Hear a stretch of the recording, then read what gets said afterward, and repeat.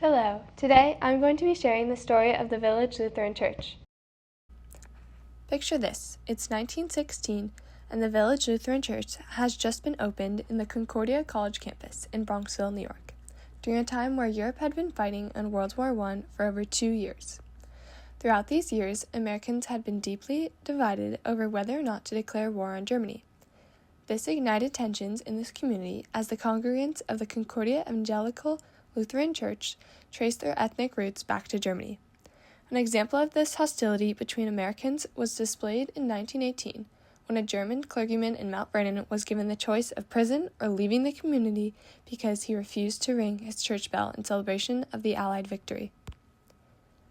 In the first 25 years of the church's existence, 1916 to 1941, it experienced little to no improvement in its facilities and membership as a result of the church speaking and holding services in German. To highlight this, there were 40 families when the church was founded, and there were 40 families in 1941. But soon, a pivotal change occurred, in the form of a very important pastor. When Pastor Arthur Dowidge, also Concordia's president, left to volunteer as a military chaplain before World War II, Reverend Howard Halter was called to lead the congregation. Howard Luther Halter was from Cleveland, Ohio, and graduated from Concordia Seminary in St. Louis in 1930, during the Depression.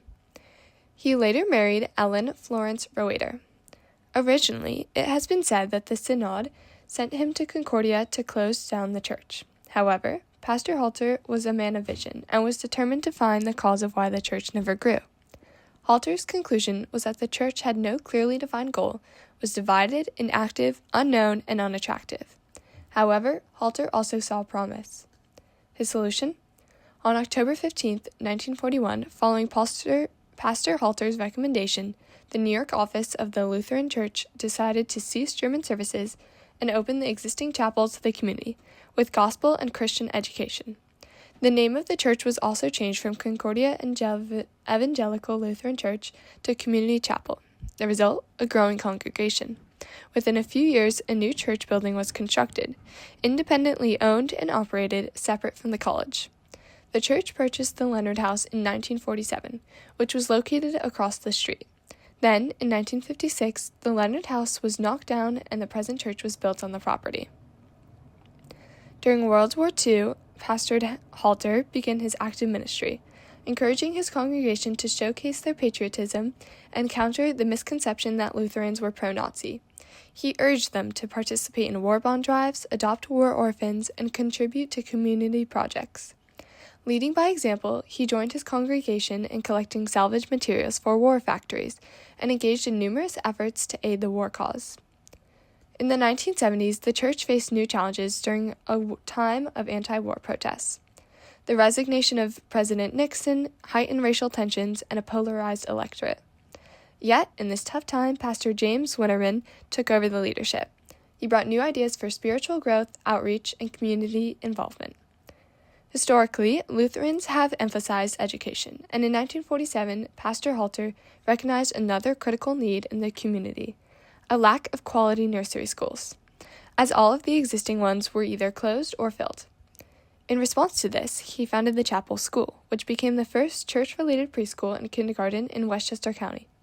The school opened its doors with just 46 children, but due to growing demand, it quickly expanded. Over the next decade, additional grade levels were introduced, first expanding to grade 6 and eventually adding grade 7 and 8.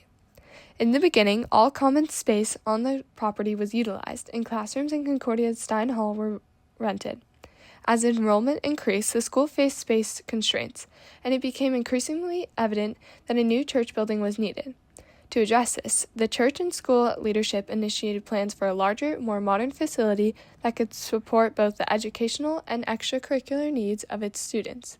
In 2002, the new building was completed.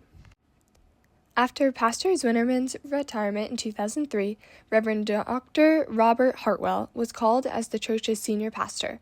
He continued the congregation's community values, but with new emphasis on administration and fundraising. He created many new programs and began a period of debt repayment for the mortgage the church had taken on to build the education facility. The church stays true to its mission, to know, live, and share the love of Christ, and offers a variety of programs and services for spiritual growth and fellowship. Pastor Hartwell has improved the church's organization, introduced new ministries, and built important partnerships, making sure the church continues to play a big role with the congregation and surrounding community. The story of the Village Lutheran Church is not just a story of a building or an institution. It's a living testament to how faith, vision, and community can weather any storm. From its humble roots to its transformative years under Pastor Halter and its continued strength today, this church has always been more than just a place of worship. It's been a beacon of hope, support, and connection in the community.